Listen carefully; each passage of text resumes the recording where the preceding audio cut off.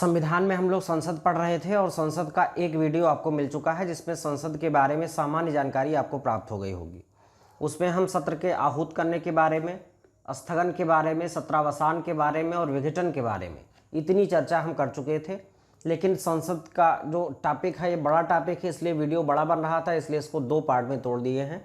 दूसरा भाग ये है, इसमें संसद में बहुत महत्वपूर्ण बिंदु कुछ हैं, उस पर हमें चर्चा करनी है। तो कुछ बिंदुओं पर चर्चा करनी है। तो आज की चर्चा जो हम स्टार्ट करेंगे वो गणपूर्ति या कोरम से स्टार्ट करेंगे, जैसा कि आपको लिखा हुआ है। गण माने होता है सदस्य और पूर्ति माने होता है पूर्ति करना, यानी कम से कम किसी भी सदन के गणपूर्ति होते हैं। गणपूर्ति एक निश्चित सदस्य संख्या होती है, इतनी सदस्य संख्या जितने से उसके की गई कार्यवाही उसकी वैध हो या उसकी कार्यवाही को संपन्न किया जा सके। ठीक ऐसे ही है, संसद में दो सदन है, एक लोकसभा है और एक राज्यसभा है। लोकसभा में भी सदस्य संख्या है मैक्सिमम या उपस्थित, और राज्यसभा में भी। तो लोकसभा में जितनी सदस्य संख्या है उसमें से सभी लोग उपस्थित नहीं होते हैं, कुछ लोग अनुपस्थित भी होते हैं। तो ऐसी दशा में अनुपस्थिति कितनी हो और उपस्थिति कितनी हो तो सदन की कार्यवाही मान्य होगी। इसके लिए गणपूर्ति बनाया गया है। गणपूर्ति के लिए बताया गया है कि जिस भी सदन की गणपूर्ति चाहिए उस सदन की कुल सदस्य संख्या भागे 10 कर लीजिए। तो 10 करने के बाद जितना आ जाएगा उतना ही उस सदन की गणपूर्ति हो जाएगी। अब यहाँ हम समझ ले, गणपूर्ति हमने आपको बताया, क्या बताया कि कुल सदस्य संख्या, कुल सदस्य जितने भी हैं उसका बटा कितना कर दीजिए आप, बटे 10 कर दीजिए। तो यहाँ निकल आएगा गणपूर्ति। अब अगर लोकसभा की गणपूर्ति हमें निकालनी है कि लोकसभा, तो लोकसभा देखिए जरा, लोकसभा में कितने सदस्य होते हैं, वर्तमान में कितने हैं 545 बटे 10 करेंगे तो 54.5 आएगा। तो दशमलव में तो कोई सदस्य होते नहीं हैं, इसको हम टोटल पूर्ण संख्या में करेंगे तो ये कुल कितने हो जाएंगे 55। यानी लोकसभा की जो गणपूर्ति है वो कोरम कह लीजिए या गणपूर्ति कह लीजिए, वो कितना होता है 55। यानी कम से कम लोकसभा में जब 55 सदस्य होंगे तभी उसकी कार्यवाही संचालित होगी, नहीं तो कोई कार्यवाही लोकसभा में नहीं होगी, और होगी तो वैध नहीं मानी जाएगी। और लोकसभा का जो अध्यक्ष है अगर गणपूर्ति पूरा नहीं होता है तो उसके पास उसके दो दायित्व बताए गए हैं, या तो उसको सदन को कुछ समय के लिए स्थगित कर दे और या फिर कोई कार्रवाई ना करे। तो इस प्रकार से लोकसभा का जो गणपूर्ति है वो कितना हो गया 55। अब राज्यसभा का देखते हैं। तो राज्यसभा में देखिए जरा, राज्यसभा की सदस्य संख्या हम देखेंगे तो राज्यसभा की सदस्य संख्या कितनी है 250। 250 बटे कितना कर दीजिए 10 कर दीजिए। अब 250 बटे 10 अगर आप करते हैं तो कितना हो जाता है 25। इस प्रकार से राज्यसभा की गणपूर्ति कितनी हो गई 25। अब यहाँ पर एक चीज़ देखना है कि 250 कोई जरूर नहीं, अगर 248 भी होगा, 245 ही है तो तब भी हमारा कितना होगा गणपूर्ति, गणपूर्ति हमारी 25 ही होगी, क्योंकि वर्तमान में तो 245 सदस्य ही है ना। तो यहाँ हम 250 नहीं लिखते हैं, 245 ही लिख देते हैं, क्योंकि वर्तमान में जो हमारी सदस्य संख्या है वो 245 ही है। तो 245 बटे 10 तो बराबर कितना हो जाएगा 24.5, और इसको जब हम राउंड फिगर में करेंगे तो ये कितना हो जाएगा 25। यानी लोकसभा की गणपूर्ति होती है 55 और राज्यसभा की गणपूर्ति होती है 25। और अगर जनरली पूछा जाए तो कुल सदस्य संख्या का 1/10 दोनों सदनों के लिए ये लागू होता है। अब जो हमें दूसरा बिंदु जो हमें चर्चा करना है वो एक महत्वपूर्ण बिंदु आता है जिसको हम कहते हैं लेम डक सत्र। लेम डक सत्र। अब जरा इसको समझिए कि लेम डक सत्र क्या है। जब नई लोकसभा का चुनाव होता है, एक लोकसभा का कार्यकाल समाप्त होना होता है, तो उससे पहले ही नई लोकसभा गठित कर ली जाती है, या कह लीजिए उसके लिए निर्वाचन हो जाता है। तो जो हमारी वर्तमान लोकसभा होती है, नई लोकसभा नहीं, जो वर्तमान लोकसभा होती है उसके आखिरी सत्र को, जो अंतिम सत्र है उसी को ही हम कहते हैं लेम डक सत्र। तो वर्तमान लोकसभा का अंतिम सत्र ही कौन सा सत्र कहलाता है, लेम डक सत्र। जैसे मान लीजिए 16वीं लोकसभा का जो अंतिम सत्र रहा होगा वही लेम डक सत्र कहा जाएगा। तो किसी भी लोकसभा का किसी भी नंबर की, चाहे 16वीं हो, चाहे 15वीं हो, चाहे 17वीं का इन फ्यूचर होगा और चाहे पहली का रहा होगा, जो आखिरी यानी कि जो अंतिम सत्र रहा होगा उसी सत्र को हम कहते हैं लेम डक सत्र। तो यहां पर आप लिख सकते हैं कि वर्तमान लोकसभा का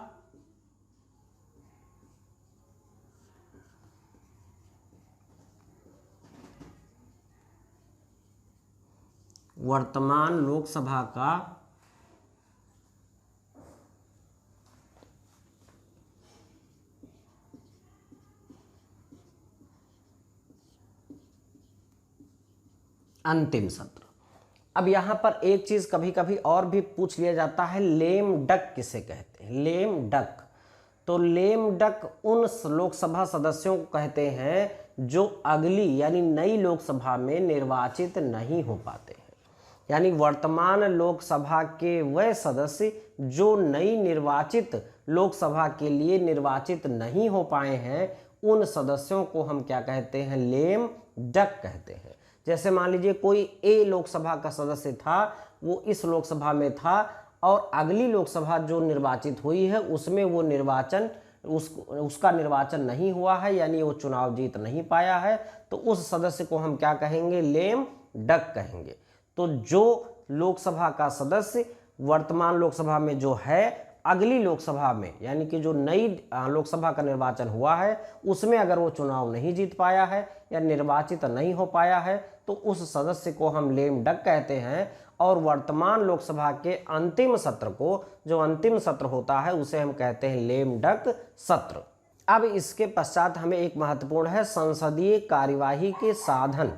इसमें 2-3 काल महत्वपूर्ण हैं और कुछ बिंदु ऐसे हैं कि जिनके बारे में जानकारी करना बहुत जरूरी है, तो उसके बारे में हम जानकारी करेंगे। तो जो हमारी संसदीय कार्यवाही है, संसदीय भाषा अलग होती है या कह लीजिए संसदीय कार्यवाही की पूरी प्रणाली अलग होती है। कभी कभी हम लोग जो है संसद में जब देखते होंगे, कभी आपने देखा होगा कार्यवाही को, तो तमाम चीज़ें ऐसी होती हैं जो हमें नहीं समझ में आती हैं।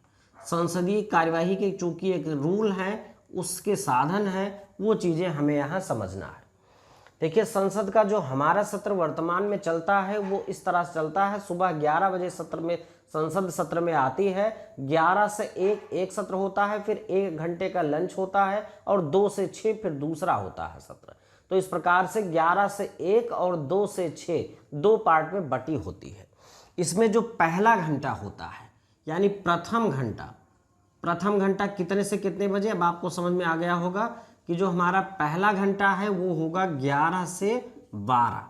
तो 11 से 12 जो प्रथम घंटा है, उस प्रथम घंटे को ही हम कहते हैं प्रश्नकाल। कौन सा काल कहते हैं? प्रश्नकाल कहते हैं। अब प्रश्नकाल में होता क्या है, नाम से स्पष्ट होगा। प्रश्नकाल में क्या होगा, नाम से स्पष्ट है कि यहाँ प्रश्न पूछे जाते होंगे।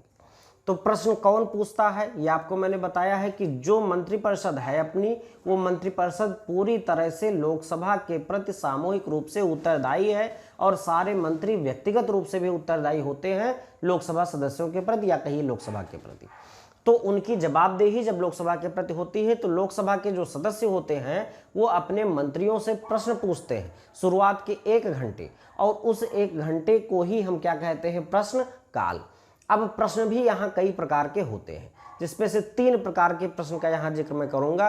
एक को हम कहते हैं तारांकित, एक को कहते हैं अतारांकित और एक को कहते हैं अल्प सूचना वाले प्रश्न।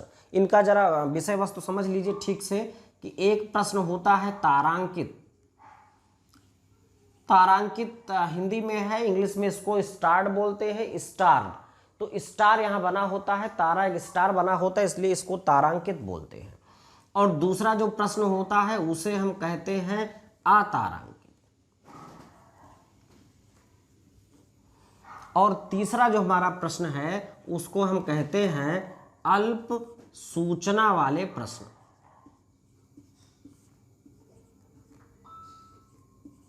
अल्प सूचना वाले प्रश्न। अब इनको समझिए कि तारांकित, अतारांकित और अल्प सूचना वाले प्रश्न में अंतर क्या है। तो अंतर इनके उत्तर लेने के हिसाब से होता है। जो तारांकित प्रश्न होंगे, ऐसे प्रश्नों का उत्तर जो सदस्य पूछेगा, इसका मतलब वो प्रश्न का उत्तर कैसा चाहता है? मौखिक उत्तर चाहता है। कैसा उत्तर है? मौखिक उत्तर है, यानी रिटन में उत्तर नहीं लेगा। तारांकित प्रश्न अगर पूछा गया है तो उसका उत्तर जो होगा वो मौखिक होगा। और अगर आपका क्वेश्चन अतारांकित है तो इसका मतलब इसका उत्तर जो मिलेगा, यानी जो देना है मंत्री को, वो लिखित उत्तर देना है। और जो अल्प सूचना वाले प्रश्न हैं उसमें जो है एक शर्त होती है कि कम से कम 10 दिन पूर्व नोटिस होनी चाहिए। 10 दिन पूर्व जो है ये नोटिस होनी चाहिए। 10 दिन पहले की अगर नोटिस नहीं मिली है तो आप ऐसे प्रश्न नहीं पूछ सकते हैं। और दूसरी बात, इनका भी उत्तर मौखिक ही चाहिए। तो मौखिक का 2 होता है, एक ही याद कर लीजिए आप अतारांकित, कि जो अतारांकित होंगे उनका उत्तर लिखित होगा। अब चाहे तारांकित आए और चाहे अल्प सूचना वाले प्रश्न आए, दोनों का उत्तर मौखिक होता है। और अगर अल्प सूचना वाले प्रश्न है तो कम से कम 10 दिन पहले इसका नोटिस दिया जाना आवश्यक है। अब 11 से 12 जो हमारा ये घंटा था वो प्रश्नकाल था। अब जो दूसरा घंटा आता है उसको हम कहते हैं शून्यकाल। उसमें संसद में होता क्या है कि जो भी कार्रवाई होनी है उसके लिए कुछ विशेष जो है सिस्टम बनाए जाते हैं, तैयारी की जाती है। तो ये 12 से 1 का समय जो है वो फ्री टाइम हो जाता था। और इसी फ्री टाइम को इंडिया के संसदीय प्रणाली में एक नवाचार के रूप में देखा गया और धीरे धीरे ये परंपरा में आ गया। परंपरा में आने का मतलब सीजी कि इसका कहीं संविधान में जिक्र नहीं है, संसदीय प्रणाली में भी इसका जिक्र नहीं है, इसलिए जिक्र नहीं, ये अनौपचारिक है। अनौपचारिक का मतलब है ये ऐसे परंपरा में आ गया है, तो अनौपचारिक है, ये चीज जानिएगा। ये परंपरा में है शून्यकाल, यानी अनौपचारिक है, इस तरह का कोई औपचारिक उल्लेख नहीं है। ये जो 0 आवर है ये 1 घंटे का होता है। कितने घंटे का होता है? 1 घंटे का होता है। और 1 घंटे, कभी कभी क्वेश्चन आया है 60 मिनट या 1 घंटे, जो कहा जाए वही सही है। तो 1 घंटे का हो गया। और दूसरा जो इसमें आपको याद रखने वाला है, इसका समय जो होता है वो होता है 12 से 1। अब एक यहाँ समझना है कि शून्यकाल की आवश्यकता क्या है या इसका काम क्या है यहाँ पर। तो इस शून्यकाल में संसद का कोई भी सदस्य बिना किसी पूर्व सूचना के किसी लोक महत्व, जो उस समय तत्काल में जो बहुत महत्वपूर्ण बिंदु हैं, बहुत महत्वपूर्ण कोई घटना हुई है, उस पर जो है कोई अपनी बात रखना चाहता है या उस पर कोई प्रश्न पूछना चाहता है या संसद का या लोकसभा का ध्यान आकृष्ट कराना चाहता है, तो इस काल में ही वो अपनी बात को कह सकता है। अब यहाँ एक चीज जरा और ध्यान दीजिएगा, ये परंपरा जो शून्यकाल की है ये भारत की देन है। पूरे विश्व को ये भारत की देन है और कहीं पर ऐसी परंपरा नहीं पाई जाती थी। और ये परंपरा भारत में कब से शुरुआत की गई थी? 1962 से इसका स्टार्टिंग हुआ था। तो शून्यकाल के विषय में 4-5 जानकारी, 1962 से इसकी शुरुआत हुई है। कहीं संसदीय प्रणाली में इसका जिक्र नहीं है, ये परंपरागत है या कह लीजिए अनौपचारिक है। 1 घंटे का काल होता है जिसमें कोई लोक महत्व के विषय पर कोई भी संसद का सदस्य कोई मामला यहाँ उठा सकता है या उस पर चर्चा की मांग कर सकता है। तो इस प्रकार से आपको समझ में आ गया होगा शून्यकाल। इसके बाद जब 12 बजे से 11 से 12, 12 से 1, 1 से 2 जो है वो लंच टाइम होता है। फिर 2 बजे से जब कार्रवाई संसद की शुरू होती है तो उसमें प्रस्ताव आते हैं।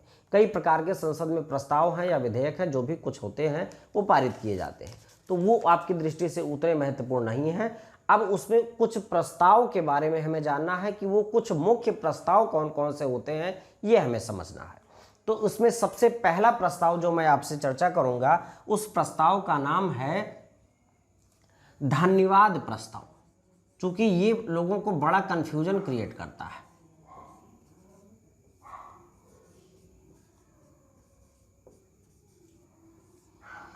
अब इस धन्यवाद प्रस्ताव को समझिए कि राष्ट्रपति विशेष अभिभाषण देता है।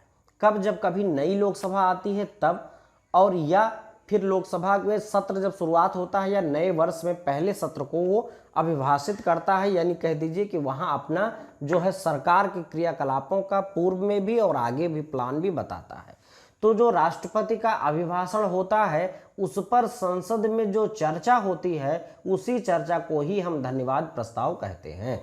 और धन्यवाद प्रस्ताव सदैव पारित हो जाता है, क्योंकि आप जानते हैं कि जो सरकार बनी है वो बहुमत में होगी, और जब बहुमत में होगी तो धन्यवाद प्रस्ताव सदैव पारित हो जाएगा। धन्यवाद प्रस्ताव ना पारित होने का मतलब ही है कि सरकार अल्पमत में है, तो ऐसी दशा में सरकार गिर जाएगी। तो जो राष्ट्रपति का अभिभाषण होता है, उस अभिभाषण पर जो चर्चा होती है संसद में, उसी चर्चा को ही हम क्या कहते हैं, धन्यवाद प्रस्ताव कहते हैं। ये कई बार सवाल पूछा गया है और ये थोड़ा सा रिलेट नहीं करता है, इस वजह से महत्वपूर्ण है। तो आप समझ लीजिए धन्यवाद राष्ट्रपति को ही दिया जाता है, या कहिए राष्ट्रपति के अभिभाषण पर जो चर्चा संसद में होती है उसी चर्चा को ही हम, यानी लोकसभा में जो चर्चा होती है उसी चर्चा को ही हम किस प्रस्ताव के नाम से जानते हैं, धन्यवाद प्रस्ताव के नाम से जानते हैं। इसके बाद हम दूसरा जो प्रस्ताव पर चर्चा करेंगे वो हमारा प्रस्ताव है, उसका नाम है ध्यानाकर्षण प्रस्ताव।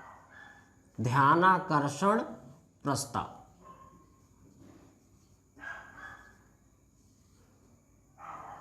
देखिए जरा, बिल्कुल नाम से इसके स्पष्ट है, ध्यान का आकर्षण, यानी ऐसा कोई लोक महत्व का मैटर जिस पर सरकार या उस विभाग का मंत्री ध्यान नहीं दे पा रहा है, ऐसे मंत्री का ध्यान उस लोक महत्व के विषय पर लाने के लिए जो संसद के यानी लोकसभा के या राज्यसभा के जो सदस्य होते हैं वो जब लेकिन यहाँ एक चीज़ जान लीजिए, वो जो सदस्य होते हैं वो ध्यानाकर्षण प्रस्ताव लाते हैं, लेकिन ध्यानाकर्षण प्रस्ताव सदैव संसद के पीठासीन अधिकारी की सहमति से ही आएगा, पूर्व अनुमति से आएगा। यानी लोकसभा में अगर लाना है तो लोकसभा के अध्यक्ष की सहमति चाहिए, सहमति से ये प्रस्ताव आएगा और ध्यानाकर्षण प्रस्ताव के तहत उस मंत्री को ये ध्यान दिलाया जाएगा कि फला जो विषय है वो लोक महत्व का है, बहुत अर्जेंट है, इस पर कोई चर्चा की जाए या इस पर हम ये चाहते हैं इस तरह की चर्चा हो जाए। अब यहाँ जानिएगा कि शून्यकाल जैसे है वैसे ये ध्यानाकर्षण प्रस्ताव है। शून्यकाल भी भारत की ही देन है और ये ध्यानाकर्षण प्रस्ताव ही भी भारत की ही देन है विश्व को। ध्यानाकर्षण प्रस्ताव और शून्यकाल में एक फर्क है कि जो शून्यकाल है वो शून्यकाल अनौपचारिक है, कहीं पर संसदीय प्रक्रिया में उसका उल्लेख नहीं है, जबकि ध्यानाकर्षण प्रस्ताव का संसदीय प्रक्रिया में उल्लेख है। तो इस प्रकार से ये औपचारिक है और वो शून्यकाल जो है वो अनौपचारिक है। तो ये एक औपचारिक साधन है, इसको आप जाने रखेंगे। और दूसरा, ध्यानाकर्षण प्रस्ताव का मतलब एक चीज समझेंगे कि किसी मंत्री का ध्यान किसी लोक महत्व के विषय पर लाने के लिए संसद सदस्य द्वारा उस सदन के पीठासीन अधिकारी की पूर्व अनुमति से यह प्रस्ताव लाया जाता है। इसके पश्चात हम अगले प्रस्ताव पर चर्चा करेंगे। तो हमारा जो अगला प्रस्ताव है वो होता है स्थगन प्रस्ताव। तो स्थगन प्रस्ताव के बारे में देखिए, स्थगन नाम से ही स्पष्ट है कि जो कार्रवाई चल रही है उसको स्थगित की जाए। तो स्थगन प्रस्ताव भी इसी उद्देश्य से लाया जाता है कि कोई लोक महत्व का विषय है उस पर चर्चा पहले आवश्यक है, जो कार्रवाई चल रही है उसको रोका जाए। तो इसके लिए लोकसभा में और राज्यसभा में दोनों में ये प्रस्ताव लाया जा सकता है, स्थगन प्रस्ताव। स्थगन प्रस्ताव के द्वारा संसद की वर्तमान जो कार्रवाई चल रही है उसको स्थगित करने के लिए कहा जाता है, और ये कहा जाता है कि इससे महत्वपूर्ण कोई बिंदु है, लोक महत्व का मैटर है जिस पर चर्चा करना आवश्यक है, इसलिए वर्तमान कार्यवाही को स्थगित कर दिया जाए। तो इसका भी उद्देश्य कुल मिलाकर लोक महत्व के विषय पर ही होता है, लेकिन इस स्थगन प्रस्ताव को लाने के लिए 50 सदस्यों का समर्थन आवश्यक है। यहाँ एक चीज नोट करेंगे कि 50 सदस्य या 50 सदस्यों का समर्थन यहाँ चाहिए, यानी 50 सदस्यों का अगर समर्थन नहीं है तो आप स्थगन प्रस्ताव नहीं ला सकते हैं।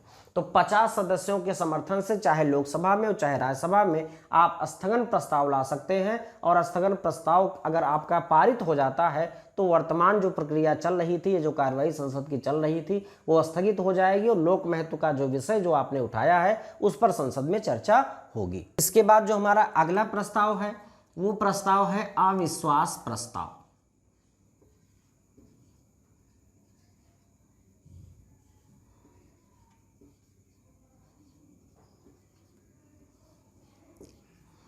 अब ये क्या है अविश्वास प्रस्ताव?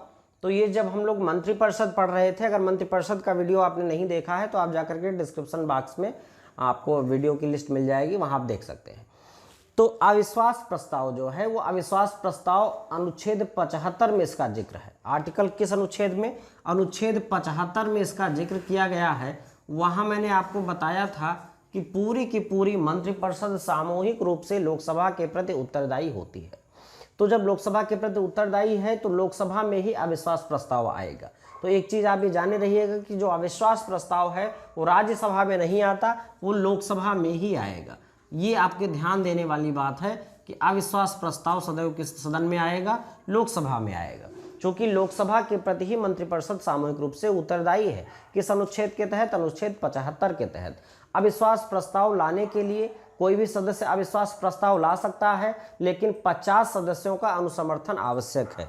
यानी यहाँ भी कम से कम 50 सदस्य समर्थन में आपके चाहिए। तो 50 सदस्यों के समर्थन से आप अविश्वास प्रस्ताव ला सकते हैं, और अगर अविश्वास प्रस्ताव पारित हो जाता है तो पूरी मंत्रिपरिषद को त्यागपत्र देना होगा, यानी कह लीजिए सरकार गिर जाएगी। तो अविश्वास प्रस्ताव केवल लोकसभा में आएगा, अनुच्छेद 75 के तहत मंत्रिपरिषद के विरुद्ध आएगा, और इसमें पूर्व सहमति चाहिए 50 सदस्यों की, और अविश्वास प्रस्ताव पारित हो जाने के बाद जो सरकार है वो गिर जाएगी, यानी कह लीजिए मंत्रिपरिषद जो है वो समाप्त हो जाएगी, या कह लीजिए कि मंत्रिपरिषद को त्यागपत्र दे देना पड़ेगा।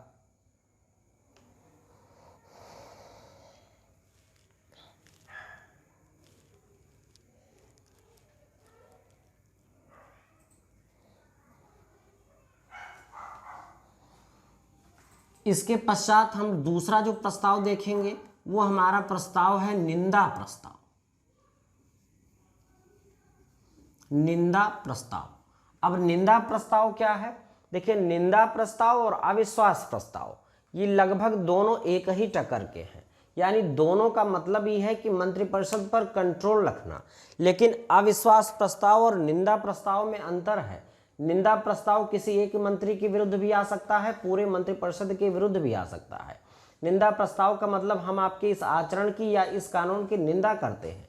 तो निंदा प्रस्ताव अगर पारित भी हो जाता है तो निंदा प्रस्ताव के पारित हो जाने के पश्चात मंत्रिपरिषद को त्यागपत्र नहीं देना होता। यही बेसिक डिफरेंस है कि निंदा प्रस्ताव पारित हो जाने के बाद मंत्रिपरिषद को त्यागपत्र नहीं देना होगा, जबकि अगर अविश्वास प्रस्ताव पारित हो जाता है तो पूरी मंत्रिपरिषद को त्यागपत्र देना होगा। तो यहाँ निंदा प्रस्ताव के विषय में जान लीजिए कि यहाँ पर त्यागपत्र देना आवश्यक नहीं है।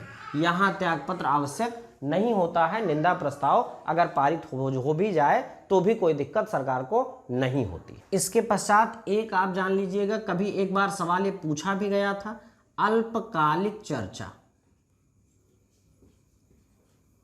अल्पकालिक चर्चा, तो जो अल्पकालिक चर्चा है ये कुछ थोड़े समय के लिए उसको कुछ समय अलॉट किया जाता है, और वो समय जो होता है वो 2 घंटे का होता है। इसीलिए इस अल्पकालिक चर्चा को 2 घंटे की चर्चा भी कहा जाता है। तो इस तरह से पूछा गया है कि अल्पकालिक जो चर्चा होती है उसके लिए कुल कितना समय नियत किया जाता है, तो ये सवाल आपके लिए महत्वपूर्ण बन जाता है। 2 घंटे का समय नियत किया जाता है। तो इस प्रकार से कुछ प्रस्ताव आप लोगों के सामने मैंने प्रस्तुत किया। आपने देखा, पहला जो प्रस्ताव था वो धन्यवाद प्रस्ताव था, दूसरा ध्यानाकर्षण प्रस्ताव था, तीसरा स्थगन प्रस्ताव था, चौथा अविश्वास प्रस्ताव था, पांचवा निंदा प्रस्ताव था, और छठा अल्पकालिक चर्चा था। एक बात यहाँ मैं एक मिनट आपका लूँगा कि आप ये निश्चित रूप से जानिए कि कहीं भी नोट्स जब भी आपको, इसीलिए पूरा बोर्ड पर लिख करके एक साथ में नहीं पढ़ाता हूँ, क्योंकि वहाँ क्या होता है कि व्यक्ति स्क्रीनशॉट ले लेता है। स्क्रीनशॉट लेने के बाद उसको लगता है कि ये कंप्लीट मटेरियल है। कंप्लीट मटेरियल नहीं होता है। सेल्फ स्टडी का कोई तोड़ नहीं है। जब तक आप सेल्फ स्टडी थोड़ी नहीं करेंगे, आप सर्फिंग नहीं करेंगे, सर्च नहीं करेंगे, अपने हाथ से लिखेंगे नहीं, अपना नोट्स नहीं बनाएंगे, तो यकीन मानिए आप लंबी रेस के घोड़े नहीं बन पाएंगे। छोटी मोटी परीक्षा वनडे का आप नहीं, मैं कह सकता हूँ, लेकिन अगर आपको लंबी रेस का घोड़ा बनना है तो आपको टॉपिक क्लियर ही करना पड़ेगा। और आप क्या करें कि आप कॉपी उठाइए, एक एक प्रस्ताव लिखिए, और एक एक प्रस्ताव 5 मिनट दीजिए समय। 5 मिनट में आपका सारा प्रस्ताव क्लियर हो जाएगा। और क्वेश्चंस भी जाकर के देखिए कि कैसे सवाल आते हैं, जिससे आपका मनोबल बढ़ेगा। नहीं तो कभी कभी तो ये लगने लगता है कि ये सारी चीज़ें क्यों पढ़े, तो कभी पूछा ही नहीं गया। ऐसा नहीं है, सवाल पूछा जाता है और आपसे कई कूट में करके पूछ लिया जाएगा कि इस प्रस्ताव में क्या होता है या इस प्रस्ताव में कौन सी चर्चा होती है, तो आपके लिए वहाँ उत्तर देना मुश्किल ना हो। इस वजह से आप ये 4-5 जो महत्वपूर्ण प्रस्ताव थे वो मैंने आपको बता दिए हैं। इतने में आपका काम हो जाएगा। इससे ज़्यादा प्रस्ताव पढ़ने की आवश्यकता आपको नहीं है। इसके बाद जो हम लोग दूसरी टॉपिक पढ़ेंगे वो हम पढ़ेंगे संसद में विधायी प्रक्रिया, जो संसद का मेन काम है। संसद में विधायी प्रक्रिया, तो हम लोग जानते हैं कि संसद जो हमारी है वो हमारी विधायिका है, केंद्रीय विधायिका है। तो भारत का सबसे बड़ा जान लीजिए विधायिका का संस्थान है या कह लीजिए सदन है, और वहीं से सारे कानून जो हमारे बनते हैं। तो जब सारे कानून बनते हैं तो यही कानून बनाने की सबसे बड़ी संस्था भारत में है। इस प्रकार से यहाँ विधायी प्रक्रिया को समझते हैं। तो संसद में जो भी कानून बनाने हैं उसके विधेयकों को, जो भी कानून का प्रस्ताव लाया जाता है उसको हम विधेयक कहते हैं। क्या कहते हैं? विधेयक कहते हैं। अब उन विधेयकों को हम 4 मुख्य प्रकार में विभाजित करते हैं। जो पहला हमारा विधेयक का प्रकार है उसको हम कहते हैं साधारण विधेयक।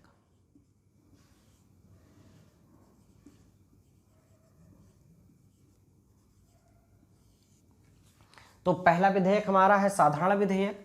दूसरा जो हमारा विधेयक है वो आपका है, उसको हम कहते हैं धन विधेयक।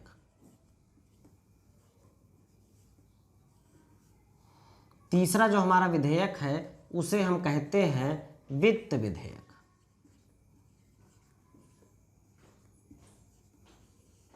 और चौथा जो हमारा विधेयक है उसको हम कहते हैं संविधान संशोधन विधेयक।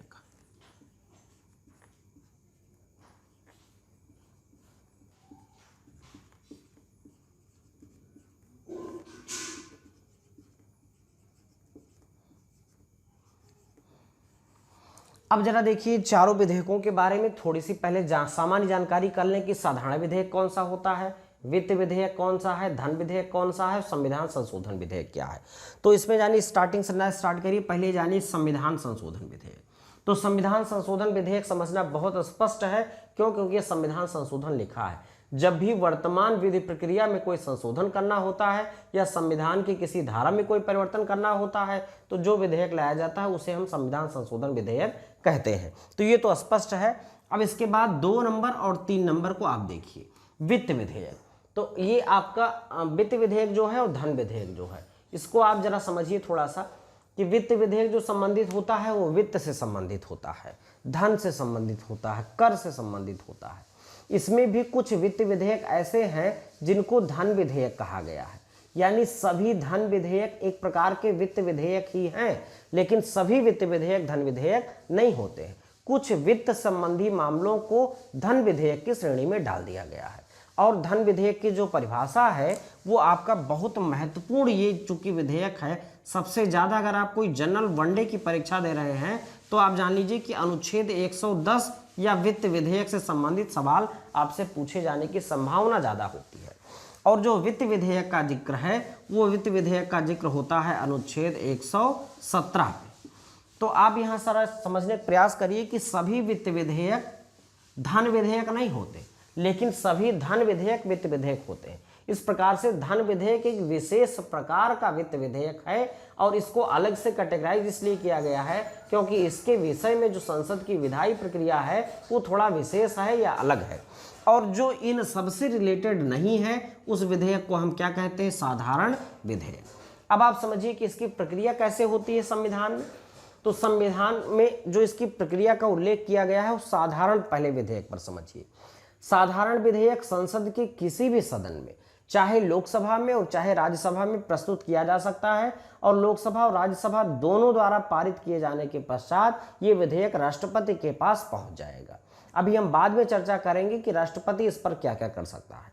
अब जब ये राष्ट्रपति के पास पहुंचेगा तो राष्ट्रपति या तो इस पर अपनी स्वीकृति दे देगा, या हो सकता है कि वो होल्ड कर ले, ये ना कहे कि स्वीकृति देंगे या नहीं देंगे, या वो उसके लिए रिव्यू के लिए या कुछ समीक्षा या कुछ उसमें संशोधन के लिए कर करके और वापस कर दे संसद को। अगर वो संसद को वापस कर देता है और संसद संशोधन कर देती है तो ठीक है, और अगर नहीं संसद संशोधन करती है और वैसे ही विधेयक जो है फिर पहुंच जाता है राष्ट्रपति के पास, तो पुनः जो है राष्ट्रपति को उस पर अपनी परमिशन देनी ही होती है। ये साधारण विधेयक के बारे में प्रावधान है। अब जो दूसरा विधेयक हमारा धन विधेयक है, तो धन विधेयक के विषय में विशेष प्रावधान अनुच्छेद 110 में दिया गया है। इसके बारे में जो धन विधेयक की परिभाषा है वह अनुच्छेद 110 में है, और 109 में इसके बारे में पूरी प्रक्रिया बताई गई है कि कैसे धन विधेयक आएगा। धन विधेयक के बारे में पहली बात ही जानिए कि राष्ट्रपति की पूर्व अनुमति से ही यह जाएगा, और दूसरी चीज ये है कि ये कभी राज्यसभा में प्रस्तुत नहीं होगा, केवल लोकसभा में प्रस्तुत हो सकता है। यानी धन विधेयक केवल लोकसभा में जाएगा, राज्यसभा में नहीं जाएगा। अब लोकसभा में जब जाएगा तो पहले लोकसभा अध्यक्ष के पास जाएगा। लोकसभा अध्यक्ष इस पर अपना अंतिम निर्णय करेगा कि ये जो विधेयक है ये धन विधेयक है या नहीं। इसका अंतिम निर्णय कौन करेगा? लोकसभा अध्यक्ष, और इसको कोई चैलेंज नहीं कर सकेगा। तो लोकसभा अध्यक्ष जब ये डिसीजन ले लेगा कि ये विधेयक धन विधेयक है या नहीं, तो इस विधेयक को एक कह लीजिए कि हाँ अद्वितीय प्रकार की शक्ति प्राप्त हो जाती है, या कह लीजिए कि राज्यसभा की शक्तियां इस पर पूरी तरह से नगण्य हो जाती हैं। अब इस धन विधेयक को जब लोकसभा पारित कर देगी और जब ये विधेयक राज्यसभा में जाएगा तो राज्यसभा इस पर क्या कर सकती है? कुछ नहीं कर सकती। या तो वो राज्यसभा पारित कर दे, और नहीं पारित करती है और 14 दिन बीत जाता है, तो 14 दिन बीतने के बाद स्वतः पारित राज्यसभा से मान लिया जाएगा। तो एक धन विधेयक के संबंध में राज्यसभा की शक्तियां नगण्य हैं, ना के बराबर हैं। अब जब राज्यसभा से भी पारित हो गया या मान लिया जाएगा और भेज दिया गया राष्ट्रपति के पास, तो चूंकि राष्ट्रपति ने इस पर पूर्व अनुमति पहले ही दे दी थी, इसलिए इसको होल्ड करना, रोकना और मना करना यह राष्ट्रपति को नहीं है। राष्ट्रपति को इस पर अपनी स्वीकृति देनी ही होती है। अब तीसरा जो हमारा वित्त विधेयक है, वित्त विधेयक यहाँ पर दो प्रकार वित्त विधेयक के होते हैं। वित्त विधेयक अनुच्छेद 117(1) और अनुच्छेद 117(2) में इसका वर्णन है, और इसके लिए जो है कुछ विशेष प्रक्रियाएं हैं, बाकी ये साधारण विधेयकों की तरह ही होते हैं। फिर आपका संविधान संशोधन विधेयक है। संविधान संशोधन विधेयक भी चाहे आप लोकसभा में प्रस्तुत करिए, चाहे आप राज्यसभा में प्रस्तुत करिए, कोई भी रोक नहीं है, कोई भी इसका कहीं कोई इस नहीं है कि लोकसभा में ही प्रस्तुत होगा। दोनों सदनों से जब पारित हो जाएगा तो राष्ट्रपति के पास जाएगा। अब यहाँ पर एक बात मैं आपको स्पष्ट कर दूं, चाहे अभी चल करके आगे भी बताऊंगा, कि संविधान संशोधन विधेयक और धन विधेयक, ये दो विधेयक ऐसे हैं जिसमें संसद का संयुक्त अधिवेशन नहीं बुलाया जा सकता। तो इस बात को आपको समझे रहना है। तो हम देख लिए हैं कि जो हमारा धन विधेयक है ये केवल लोकसभा में जाएगा, ये बहुत महत्वपूर्ण चीज है। साधारण विधेयक, संविधान संशोधन विधेयक और वित्त विधेयक, वित्त विधेयक के संबंधी कुछ विशेष प्रावधान है अनुच्छेद 117 में, लेकिन जनरली ये साधारण विधेयक की तरह ही ट्रीट होते हैं। तो संविधान संशोधन विधेयक 4 प्रकार के विधेयक हैं और यही आपकी विधायी प्रक्रिया होती है। बाकी डिटेल में इस तरह से कोई 5, हाँ एक यहाँ पर एक बिंदु था कि 5 चरणों से होकर के कोई विधेयक गुजरता है। देखिए, पहले किसी भी सदन में जाता है, चाहे लोकसभा में जाएगा या राज्यसभा में जाएगा, तो उसमें उसके 3 पाठन होते हैं, प्रथम पाठन, द्वितीय पाठन और तृतीय पाठन। ये पहले सदन में हो जाता है तो ये 3 चरण हो जाता है। फिर चौथा चरण होता है दूसरे सदन में विधेयक, चौथे चरण में जाता है, और 5वें चरण में वो राष्ट्रपति के पास जाता है। इस प्रकार से कोई विधेयक अधिनियम बनने से पहले 5 चरणों से होकर के गुजरता है, ये आप जाने रहिएगा। इसके पश्चात जो हम टॉपिक पर चर्चा करेंगे वो हम चर्चा करते हैं संयुक्त अधिवेशन पर। तो चाहे कहा जाए संयुक्त अधिवेशन और चाहे कहा जाए संयुक्त बैठक, ये है क्या? संयुक्त अधिवेशन क्या है? चूंकि हमें पता है कि हमारे संसद में 2 सदन हैं, एक लोकसभा है और एक राज्यसभा है, और लोकसभा और राज्यसभा में जब कभी किसी विधेयक पर लेकर के गतिरोध उत्पन्न होता है, सारे विधेयकों पर नहीं, ये आप जानिएगा, ये केवल 2 प्रकार के विधेयकों के लिए बुलाया जा सकता है, साधारण विधेयक और वित्त विधेयक। धन विधेयक के लिए बुलाने की आवश्यकता नहीं है, क्योंकि धन विधेयक के संबंध में राज्यसभा की शक्तियां नगण्य है, तो धन विधेयक में बुलाने की आवश्यकता ही नहीं पड़ेगी। दूसरा जो संविधान संशोधन विधेयक है, इस संविधान संशोधन विधेयक में रेस्ट्रिक्ट किया गया है, रोका गया है, ये संयुक्त जो है अधिवेशन नहीं बुलाया जा सकता है। तो इस प्रकार से 2 ही प्रकार के विधेयक जो मैंने आपको बताए, साधारण विधेयक और वित्त विधेयक के विषय में संयुक्त अधिवेशन बुलाया जाता है। संयुक्त अधिवेशन बुलाता कौन है? तो संयुक्त अधिवेशन को बुलाने का जो कार्य है वो करता है राष्ट्रपति। राष्ट्रपति संयुक्त अधिवेशन बुला कब सकता है ये समझिए, जब संसद के दोनों सदनों में गतिरोध हो, और इस प्रकार का गतिरोध हो कि लगे कि अब ये है विधेयक पारित करा पाना संभव नहीं है, तो वो दोनों सदनों का संयुक्त अधिवेशन बुला सकता है। अब संयुक्त अधिवेशन जब बुलाया जाएगा तो उसकी अध्यक्षता की बात आती है। इसको जरा समझ लीजिए, इसमें जो है काफ़ी लोग कंफ्यूज होते हैं। बुलाता तो राष्ट्रपति है और इसकी अध्यक्षता कौन करता है? तो इसकी अध्यक्षता देखिए, 2 सदन आपके हैं, एक लोकसभा है, एक राज्यसभा है। लोकसभा जनता का सदन है, लोकसभा अध्यक्ष जो है वो जनता द्वारा निर्वाचित एक सदस्य है, यानी लोकसभा का सदस्य है वो, जबकि राज्यसभा का सभापति इसका सदस्य नहीं है। तो इस प्रकार से कभी भी जान लीजिएगा कि इसकी सदस्यता राज्यसभा का सभापति नहीं करता है। तो कौन कौन कर सकता है? इसकी अध्यक्षता पहले नंबर पर कौन करेगा? लोकसभा अध्यक्ष। तो संयुक्त अधिवेशन बुलाएगा तो राष्ट्रपति, लेकिन उसकी अध्यक्षता करेगा लोकसभा का अध्यक्ष। इन केस कहीं कोई बात हो, लोकसभा अध्यक्ष ना हो, तो लोकसभा का कौन करेगा? उपाध्यक्ष इसकी अध्यक्षता करेगा। और अगर लोकसभा का उपाध्यक्ष संयोग से अनुपस्थित है तो राज्यसभा का उपसभापति करेगा।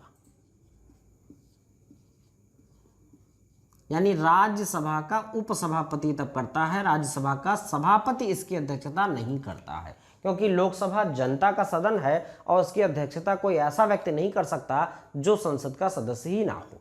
तो इस प्रकार से लोकसभा अध्यक्ष, उसकी अनुपस्थिति में लोकसभा उपाध्यक्ष और उसकी अनुपस्थिति में राज्यसभा का उपसभापति इसकी अध्यक्षता कर सकते हैं।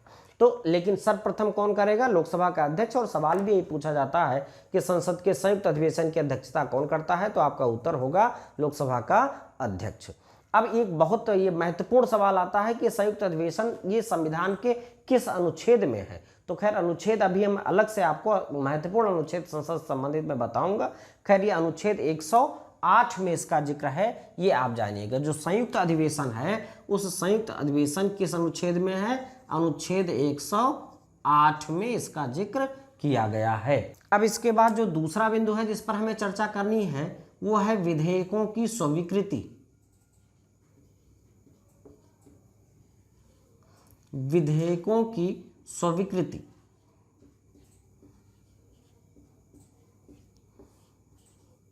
तो खैर मैं इसकी चर्चा कर चुका हूं आपसे, लेकिन फिर भी मैं यहां एक बार बता देता हूं कि ये जो स्वीकृति की बात है ये अनुच्छेद 111 में इसका प्रावधान किया गया है। अनुच्छेद 111 अगर आप देखेंगे तो आपको विधेयकों की स्वीकृति संबंधित सभी तथ्य वहां क्लियर हो जाएंगे कि राष्ट्रपति या तो विधेयक को स्वीकृत कर देता है या स्वीकृत करने के लिए रख लेता है, होल्ड कर लेता है, जिसको हम पॉकेट वीटो के नाम से जानते हैं।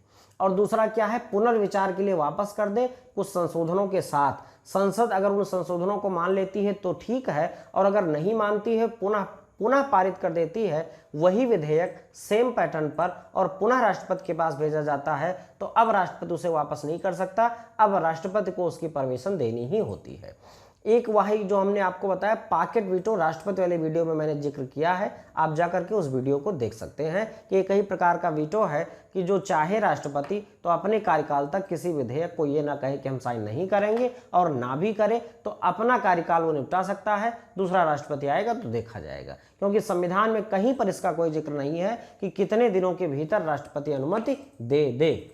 लेकिन सामान्यतः ऐसा नहीं होता है, क्योंकि राष्ट्रपति जो है वो सत्तारूढ़ दल ही उनको चुनकर लाते हैं, तो सत्तारूढ़ दल का ही कोई विधेयक होता है, उस पर जल्दी लंबित नहीं होता है और प्रधानमंत्री की सलाह पे ही कार्य करता है। लेकिन अगर कोई बिल्कुल अडिग ही हो जाए तो ऐसी कार्य कर सकता है, जैसे ज्ञानी जैल सिंह द्वारा एक डाकघर संशोधन विधेयक में ऐसा किया गया था। तो इस प्रकार से आप समझ सकते हैं और जाकर के आप राष्ट्रपति वाला वीडियो पुनः देख सकते हैं। अब विधेयकों की स्वीकृति ये याद रखिएगा, अनुच्छेद 111 में इस पर बात की गई है। अनुच्छेद 111 एक बार जरूर सर्च करिए और अपनी निगाह से देखिए और पढ़िए कि क्या क्या उसमें लिखा हुआ है। इसके बाद हम थोड़ा बात करेंगे बजट पर। बजट पर देखिए अलग से एक वीडियो कभी आपको मिलेगा, लेकिन यह है कि अभी जो मैं चर्चा करूंगा वो केवल बजट से संबंधित सामान्य जानकारी की चर्चा करूंगा। देखिए संविधान का एक अनुच्छेद है, उस अनुच्छेद में 112 अनुच्छेद जो 112 है इसको जरा बहुत महत्वपूर्ण अनुच्छेद है, आप चाहें तो इसको सर्च भी कर सकते हैं और देख सकते हैं। अनुच्छेद 112 में बजट संबंधी प्रावधान है। लेकिन यहां एक बात नोट रखिए कि संविधान में कहीं पर बजट शब्द का प्रयोग नहीं किया गया है। बजट शब्द का प्रयोग संविधान में नहीं किया गया है। तो अब आपके मन में होगा फिर क्या प्रयोग किया गया है? तो बजट शब्द के लिए जो शब्द प्रयोग किया गया है उसको हम लोग कहते हैं वार्षिक वित्तीय विवरण। तो एक चीज पहले नोट करिए कि संविधान में कहीं भी बजट शब्द का जिक्र नहीं किया गया है, उसके स्थान पर वार्षिक वित्तीय विवरण का जिक्र है और यह अनुच्छेद 112 में है। आप जानते हैं कि भारत के संचित निधि से जो पैसा निकलता है उस पैसा निकालने की ये प्रक्रियाएं हैं। सरकार अपने पूरे वर्ष का जो पैसा खर्चा करना है, जिस मद में खर्चा करना है, जो अनुदान चाहिए वो संसद के पटल पर रखती है और संसद के पटल पर उसकी चर्चा होती है। चर्चा होने के बाद विनियोग विधेयक और वित्त विधेयक पारित होता है। इसके पश्चात ही सरकार को पैसा मिलता है। अब 1 फरवरी को बजट जो है आपका प्रस्तुत किया जाता है। जब इसके बारे में हम डिटेल वीडियो बनाएंगे तो और डिटेल जानकारी आपको देंगे। अभी इतना जानिए कि बजट शब्द का संविधान में कहीं उल्लेख नहीं है। अनुच्छेद 112 में इसका प्रावधान है जो वार्षिक वित्तीय विवरण के नाम से जाना जाता है और इसी में विनियोग विधेयक और वित्त विधेयक, जो विनियोग विधेयक 114 में है, उसके थ्रू सरकार को पैसा मिलता है कि वो पूरे वर्ष किस किस मद पर कितना कितना पैसा खर्चा करेगी और संसद उसकी अनुमति देती है। अब इसके बाद थोड़ी सी यहाँ पर खैर चर्चा करना नहीं चाहिए था, लेकिन चूंकि संसद का सवाल है तो इसलिए जो है मैं यहाँ पर थोड़ी चर्चा कर देता हूँ कि संविधान की भारतीय संविधान में जो निधियों की बात की गई है, फंड्स की बात की गई है, खैर इस पर डिटेल वीडियो मैं आपको आगे दूंगा, लेकिन फिर भी यहाँ निधियों की बात कर लिया जाए कि जो भारतीय संविधान के द्वारा निधियाँ जो 3 बनाई गई हैं वो 3 निधियाँ कौन सी हैं। तो इसको जरा देखिए, केंद्र सरकार के लिए 3 निधियों का जिक्र होता है। एक निधि जो होती है उसको हम कहते हैं संचित निधि। बार बार सुना होगा कि संचित निधि से इनको वेतन मिलता है, इनको जो है इस निधि से वेतन मिलता है। संचित निधि कंसोलिडेटेड फंड ऑफ इंडिया। दूसरा जो हमारा है वो है लोक लेखा, लोक लेखा। और तीसरा जो हमारा है उसको हम कहते हैं आकस्मिकता निधि, आकस्मिकता निधि। अब देखिए जरा, संचित निधि और लोक लेखा निधि, इन दोनों का जो जिक्र है वो अनुच्छेद 266 में है और जो आकस्मिकता निधि के जिक्र है वो 267 में है। संचित निधि से पैसा निकालने का मतलब संसद की एक प्रक्रिया है, उस प्रक्रिया के तहत ही आप पैसा निकाल सकते हैं। लोक लेखा क्या है? तो लोक लेखा आप जानते हैं तमाम प्रकार के पैसे ऐसे जमा होते हैं, जैसे LIC में पैसा हम लोग जमा करते हैं, हम लोग डाकघर में पैसा जमा करते हैं, या हम लोग GPF या इस सब EPF इस सब में जो पैसा जमा होता है वो सरकार के लोक लेखा में जाता है। और आकस्मिकता निधि एक ऐसी निधि है जिस पर कंट्रोल होता है राष्ट्रपति का, यानी राष्ट्रपति अगर सरकार को कभी इमरजेंसी में पैसे की ज़रूरत हो तो राष्ट्रपति इस निधि से सरकार को पैसा दे सकता है।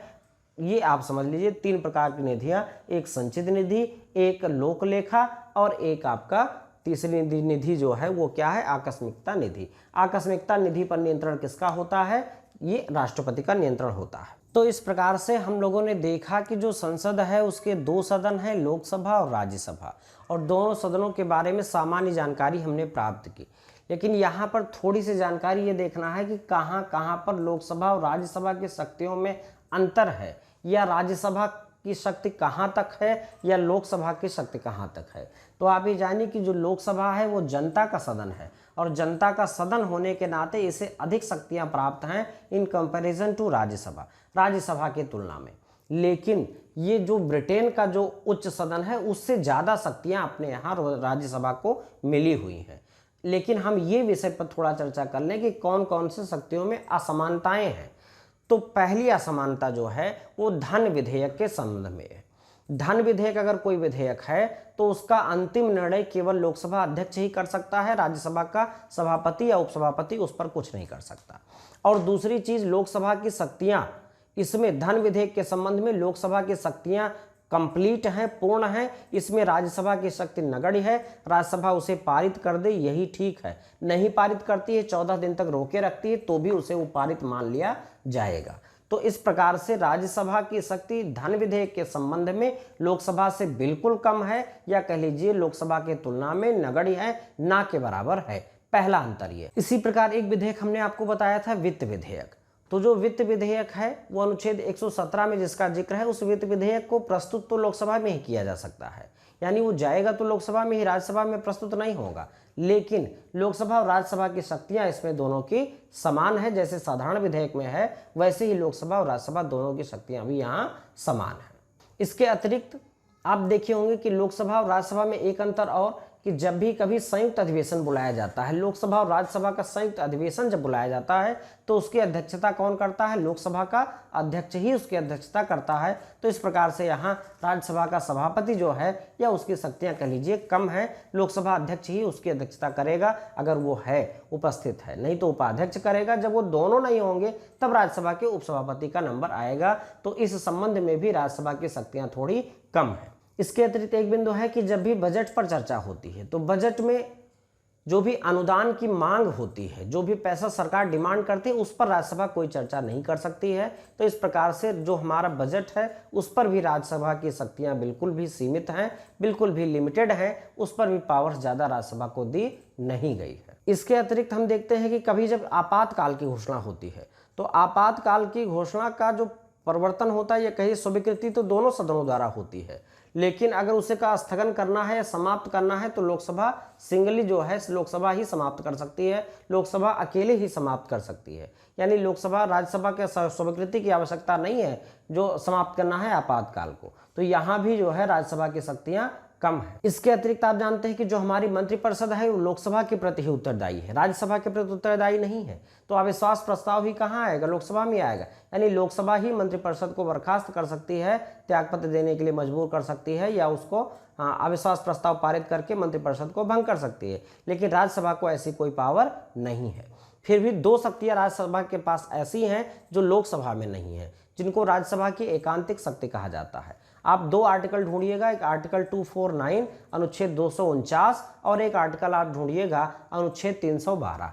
आर्टिकल 249 के तहत राज्यसभा राज्य सूची के किसी विषय को लोक महत्व या कह दीजिए राष्ट्रीय महत्व का घोषित कर सकती है और इस प्रकार से उस पर कानून बनाने की शक्ति संसद को प्राप्त हो जाती है। दूसरा जो है कोई अखिल भारतीय सेवा का सृजन करना है, नई अखिल भारतीय सेवा का सृजन करना है तो यह कार्य केवल राज्यसभा कर सकती है अनुच्छेद 312 के तहत। तो इस प्रकार से राज्यसभा को भी शक्तियां मतलब भर की प्राप्त हैं, लेकिन उतनी शक्तियां नहीं प्राप्त हैं जितनी कि लोकसभा। तो अब हम इसके बाद चर्चा कर लेते हैं कि संसद से संबंधित कुछ महत्वपूर्ण अनुच्छेद कौन कौन से हैं। तो जो महत्वपूर्ण अनुच्छेद हैं उन अनुच्छेदों पर हम चर्चा कर लेते हैं। देखिए अनुच्छेदों को याद करना थोड़ा सा जटिल काम है। उसका कारण है कि आप बीच बीच में जंप करके अनुच्छेद ना याद करें, आप सिस्टम से याद करें, एक सीक्वेंस बनाएं, कुछ महत्वपूर्ण अनुच्छेद हैं उन पर विशेष नजर रखें और जो थोड़ा कम महत्वपूर्ण है चाहे उन पर ध्यान कम दें, लेकिन आप पढ़ें जरूर, एक बार ये जरूर जानें कि किस अनुच्छेद से किस अनुच्छेद तक किसका जिक्र है। तो इस प्रकार से आप ये बातें समझिए। अब देखिए जरा हम अनुच्छेदों पर चर्चा करते हैं कि कौन कौन से अनुच्छेद संसद से संबंधित हैं और वो संसद के लिए महत्वपूर्ण है। तो इसमें मैंने आपको एक अनुच्छेद बताया था कि पहला अनुच्छेद जो आपका है वो है 79। तो जो अनुच्छेद 79 है वो संसद के गठन की बात करता है, यानी संसद के अंगों की बात करता है, संसद के अंग। तो हमने पढ़ाते वक्त ही बता दिया था कि अनुच्छेद 79 के अनुसार संसद लोकसभा, राज्यसभा और राष्ट्रपति से मिलकर बनेगी। तो यहाँ पर संसद के 3 अंगों का स्पष्ट रूप से जिक्र किया गया है कि लोकसभा, राज्यसभा और राष्ट्रपति, इन तीनों के योग को ही हम क्या कहेंगे? संसद कहेंगे। तो ये किस अनुच्छेद में है? ये अनुच्छेद 79 में है। इसके बाद हम देखेंगे तो इसके बाद अनुच्छेद आता है 80। अब अनुच्छेद 80 देखिए, तो संसद के 2 सदन हैं, एक सदन को हम कहते हैं लोकसभा, एक को कहते हैं राज्यसभा। तो लोकसभा निचला सदन है और राज्यसभा उच्च सदन है। तो जाहिर सी बात है कि पहले राज्यसभा की चर्चा होगी। तो अनुच्छेद 80 इसीलिए राज्यसभा की संरचना से संबंधित है। तो कभी भी आए राज्यसभा की संरचना।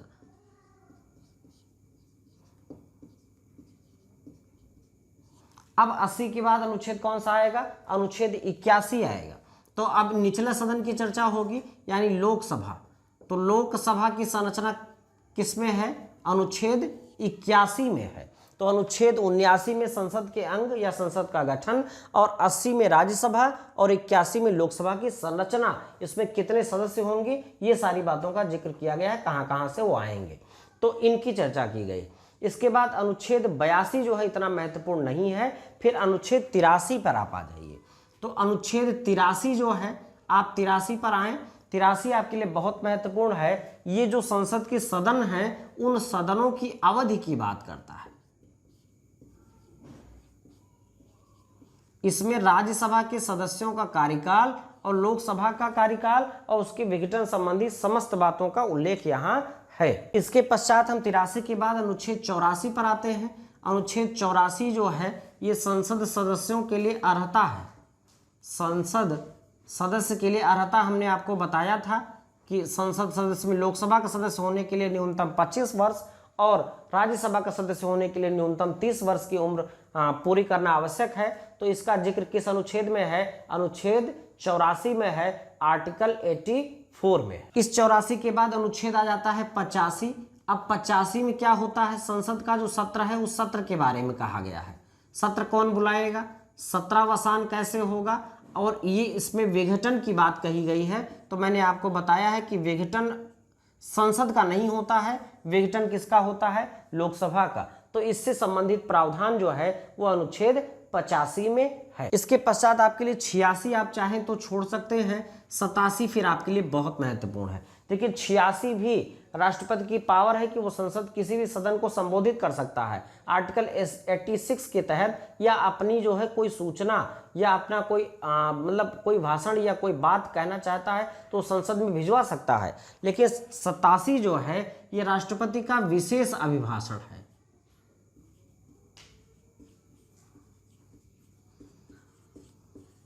ये सवाल एक बार पूछा भी गया है और बहुत महत्वपूर्ण है। विशेष अभिभाषण कब होता है? जब नई लोकसभा का गठन होता है तब होता है, और प्रत्येक वर्ष संसद का जब पहला सत्र आता है तो उसके पहले दिन जो है राष्ट्रपति का अभिभाषण होता है, उसी को राष्ट्रपति का विशेष अभिभाषण कहते हैं। ये आर्टिकल 87 में इसका जिक्र है। इसके पश्चात कुछ अनुच्छेद जो हैं वो इतने महत्वपूर्ण नहीं हैं, फिर हम आर्टिकल 99 पर बात करेंगे। तो आर्टिकल 99 में शपथ का जिक्र है, यानी संसद के जो सदस्य हैं वो शपथ कैसे लेंगे, कौन सी शपथ लेंगे, इसका पूरा प्रावधान आर्टिकल 99 में किया गया है। इसके बाद अनुच्छेद 102 जान लीजिए आप। अनुच्छेद 102 में निरअर्हताएं हैं, संसद सदस्यों की निरअर्हताएं। हमने आपको कहा था कि आप इसको जाकर के देख लीजिएगा, तमाम निरअर्हताएं हैं। तो अनुच्छेद 102 आप सर्च करिए या अपनी बुक में देखिए और देखिए कि कौन कौन सी निरअर्हता बताई गई हैं, कि अगर वो हैं कहीं पर या किसी व्यक्ति के अंदर तो जो है वो संसद का सदस्य नहीं बन सकता है। तो ये निरअर्हताओं का जिक्र कहाँ है? 102 में है। इसके बाद हमने आपको बताया ही था कि 108 में क्या है। तो 108 में आपका संयुक्त अधिवेशन है, ये मैं आपको पहले बता चुका हूँ क्लास में। संयुक्त अधिवेशन है 108। संयुक्त अधिवेशन बुलाने का कार्य कौन करेगा? राष्ट्रपति करेगा, और उसकी अध्यक्षता कौन करेगा? लोकसभा अध्यक्ष करेगा। 108 के बाद अनुच्छेद है 110। अनुच्छेद 110 आप जानते हैं। 109 भी धन विधेयक से संबंधित है। धन विधेयक संबंधी विशेष प्रक्रिया है वो 109 में बताई गई है, और 110 में धन विधेयक की परिभाषा दी गई है। यहाँ पर जान लीजिएगा, धन विधेयक की परिभाषा, यानी 109 और 110 दोनों इसी से रिलेटेड हैं, लेकिन परिभाषा जो दी गई है और ये बताया गया है कि इसका अंतिम निर्णय कौन करेगा? लोकसभा अध्यक्ष ही करेगा कि कोई विधेयक धन विधेयक है या नहीं। इसका जिक्र अनुच्छेद 110 में है। इसके बाद अनुच्छेद 111 हमने आपको बताया है कि ये विधेयकों की स्वीकृति की बात करता है। विधेयकों की स्वीकृति कौन करता है? स्वीकृति राष्ट्रपति करता है। तो इस प्रकार से ये राष्ट्रपति के बारे में है कि विधेयक की वो स्वीकृति कैसे कर सकता है। तो अनुच्छेद 111। इसके बाद हमने देखिए अनुच्छेद 112 मैंने आपको बताया है। अनुच्छेद 112 में हमने आपको बताया है कि ये बजट से रिलेट करता है, लेकिन बजट शब्द का उल्लेख संविधान में नहीं है। उल्लेख किसका है? वार्षिक वित्तीय विवरण।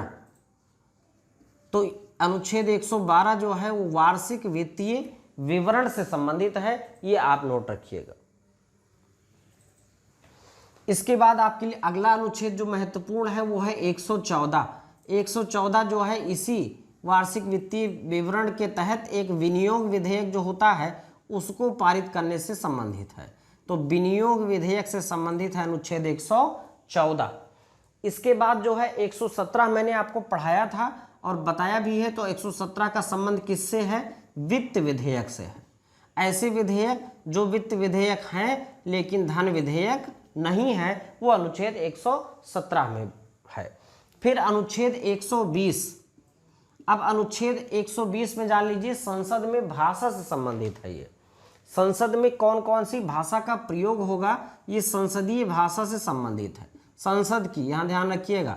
तो संसद में 2 भाषाएं हैं, अनुच्छेद 343 एक के तहत हिंदी और 343 दो के तहत अंग्रेजी दोनों पहले रूप से चल रही हैं। इसके अतिरिक्त उस सदन के, चाहे वो राज्यसभा का सभापति हो, लोकसभा का अध्यक्ष हो, उसको ये पावर है कि कोई भी सदस्य है अगर वो अपनी मातृभाषा में बोल सकता है और किसी भाषा में आप अपने मत को नहीं प्रकट कर सकता तो मातृभाषा में भी बोलने की अनुमति उसको प्रदान कर सकता है। इसका जिक्र किस अनुच्छेद में है? अनुच्छेद 122 में है। इसके अतिरिक्त अनुच्छेद 121 देख लीजिए। अनुच्छेद 121 में इस पर कुछ रेस्ट्रिक्शंस लगाए गए हैं कि संसद में किन विषयों पर चर्चा नहीं होगी। तो इसमें न्यायालय, जिसमें से उच्च न्यायालय और सर्वोच्च न्यायालय, या कुछ कह लीजिए कि न्यायालयों के विषय में तब तक चर्चा नहीं की जाएगी जब तक किसी न्यायाधीश के विरुद्ध कोई प्रस्ताव या महाभियोग न लाया गया हो।